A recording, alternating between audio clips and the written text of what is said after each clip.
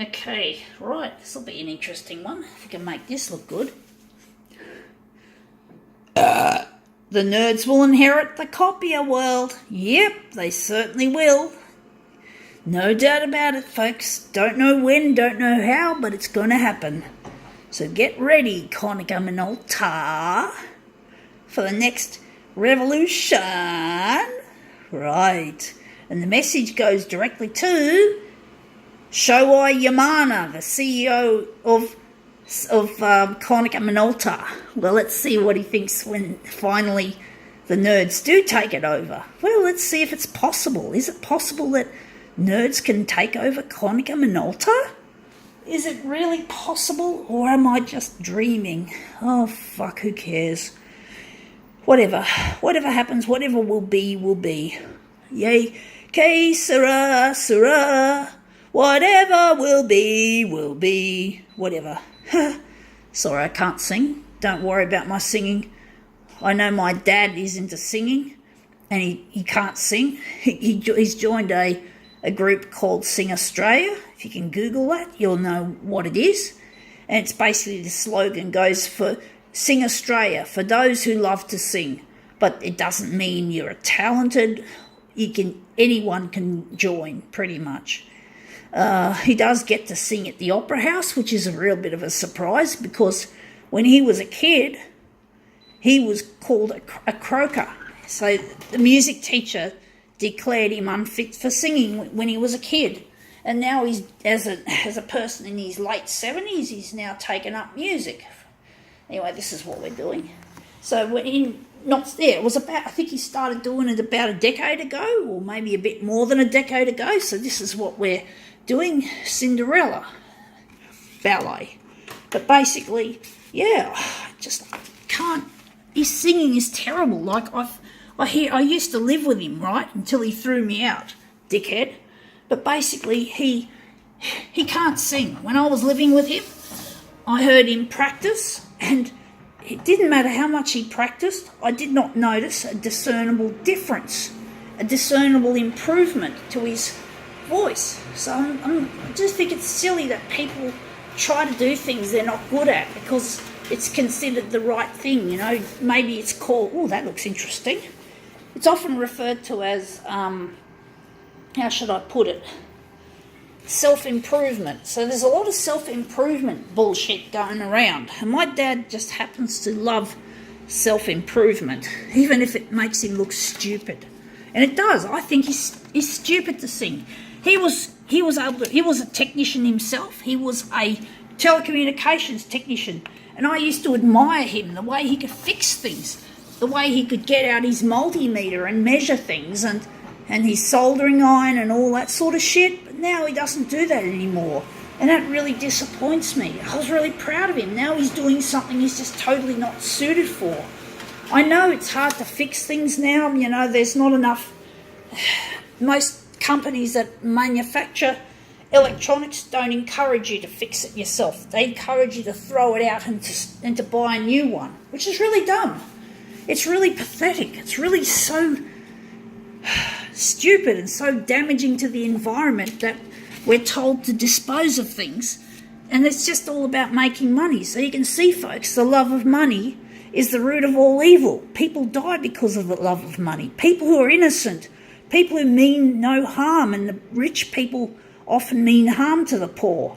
It's not fair, folks, but that's the way the world has become, a classist piece of shit. And if you're not in part of the ruling class, which is the rich people, the big corporations, well, you're screwed. You're nothing. That's what they think. But you've got to not think that way, folks. You've got to find your talent, what you're passionate about, and pursue it regardless. But you've got to find the right thing that you're actually good at and that you actually enjoy. Don't make the mistake of my father, who just thinks that he can sing, that he somehow thinks his singing is acceptable, but it's not. It just sounds terrible, and he's just making a goose of himself. Now I'm just trying to wonder. That looks a bit wishy-washy. So I'm thinking we're going to use this. I'm thinking it's a hard one to work out, but basically my dad can't sing, but he can fix things. And yes, you can. There are still people out there who fix things. It's just a little bit more challenging trying to get spare parts and tools, but it can be done. Not everything can be fixed, but I still think a lot of things can be fixed. You just got to not be discouraged by the corporate people who don't want you to fix it. But you might have to also update your knowledge.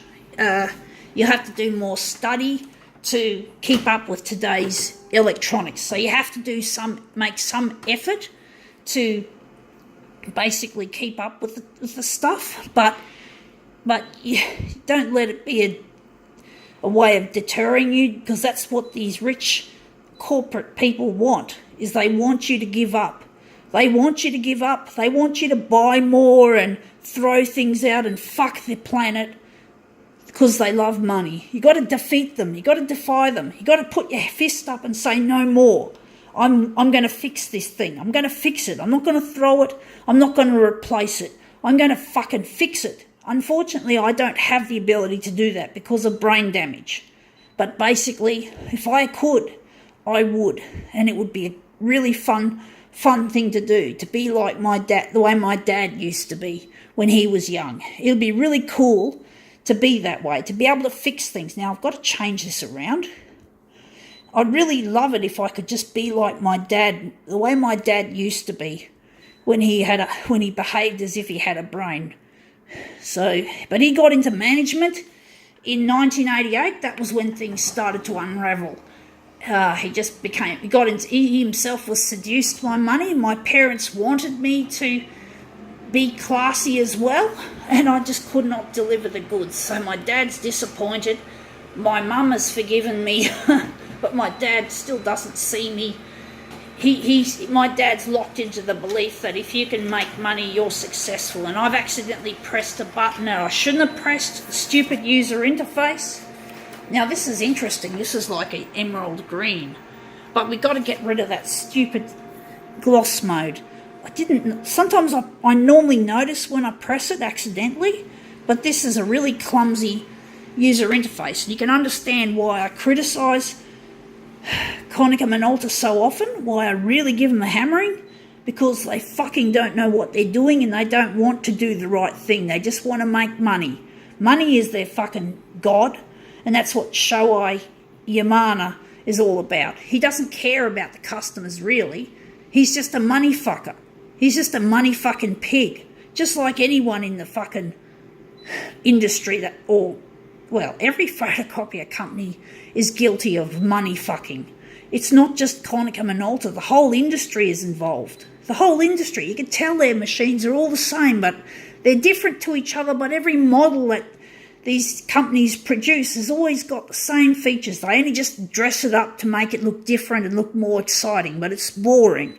These are the same features that I had on the C353. So I'm not impressed with Konica Minolta. That looks interesting. I'm not impressed with Konica Minolta at all. I'm very disgusted with them. I'm very disgusted. I've got no respect for them and their status quo. I'm going to see just where I've got this positioned. But I'm not happy with the status quo of the industry. The industry's got to change. And my goal is to build the best photocopier there is on Earth. And it's not going to be, and I know Konica Minolta aren't going to build it. Xerox aren't going to build it. Ricoh, there is no company that's capable of building what I am intending on building. And it's got to last 60 years instead of 5 years. So yeah, Mr. Shoei Yamana has he's got to answer to a lot of questions, but I'm not going to actually speak to him personally. I don't think he'd want to speak to me.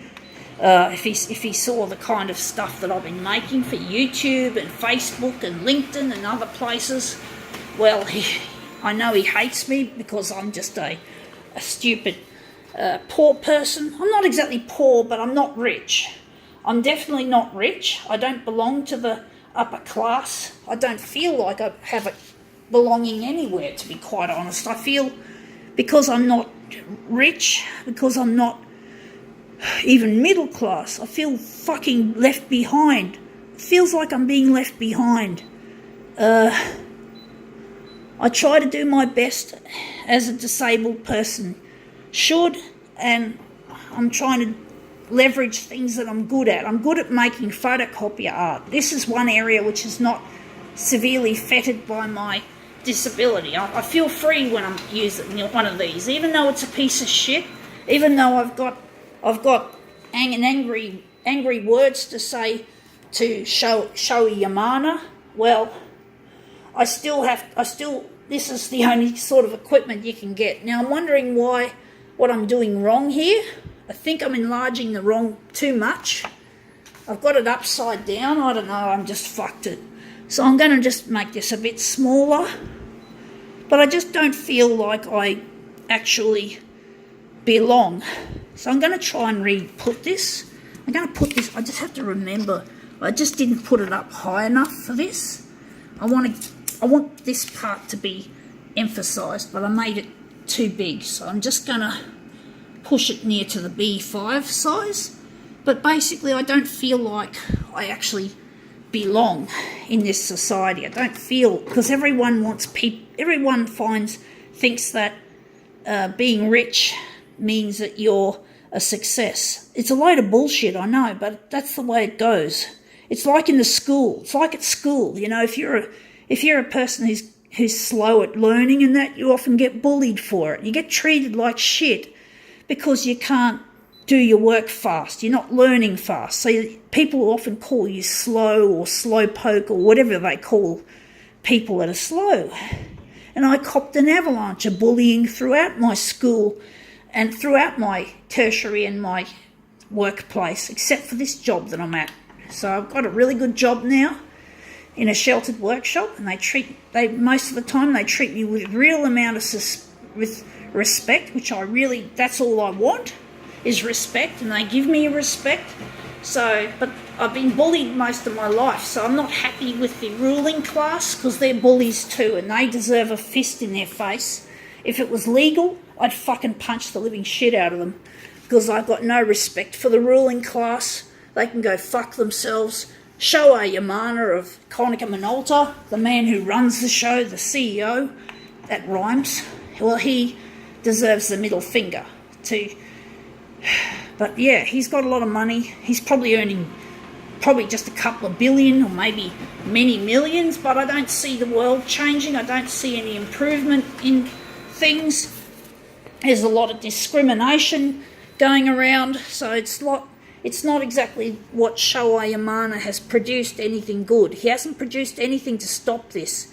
You know, he hasn't produced anything useful. Just this bullshit. Just these fucking advertising shit. All these glossy ads that Konica Minolta put up saying how good they are and how kind they are to the planet, how socially responsible they are. But I call out bullshit. Fucking bullshit. And you know it, Shoei. You know it. But you don't care. You just want your money.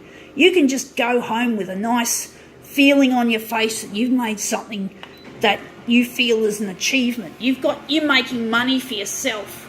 I don't know if you've got a fucking family. I don't see anything on LinkedIn that says you've got a family, or on YouTube. But whatever. Even if, oh, fuck. See, these photocopiers are so primitive. They're so stupid. Why this, Shoei? Fuck, now I'm going to have to select original size manually. Machines now should be artificially intelligent, and the hardware should last 60 years, not 5 years. So I've got no fucking respect. I don't want to have to change this machine after 5 years because we've run out of spare parts. It's not right. It's not good for the planet. It makes people who don't have much money having less money. It'd be more cheaper if the machines were still running, instead of having to take a bank loan and get one of these. I mean, seriously, I didn't want to have to give up my old C353, but that's just an example, and I have to fucking do it out of pocket. I can't always pay my bank on time. That's how critical it is, folks. You know, I didn't want to take out a fucking bank loan just so I could have a working machine. So Shoei Yamana, he's the kingpin of the company. He should fucking know better that why? It's not fair. You know, It's not fucking fair. And then there are charities that need machines too, and they can't afford to take out fucking bank loans. They've got to help poor people who suffer because of the rich people, because of the real estate agents who charge exorbitant rent, for shops that charge too much for this, electricity, gas, everything's too expensive, folks. And charities are the ones that need help as well, because they've got so many people needing them. And then, of course, where do the photocopiers get made in Japan? Some of it in Japan, according to the label on the back, but it says China and Vietnam as well. And they are third world countries, so I believe slave labour is being created for this. So I can have this piece of shit. And I wish I could buy a photocopier that's sustainable, but no such thing. It's not just Konica Minolta, it's the other companies. They're also in it too. So I fucking have no respect for any of the big companies, any of the companies that make this shit.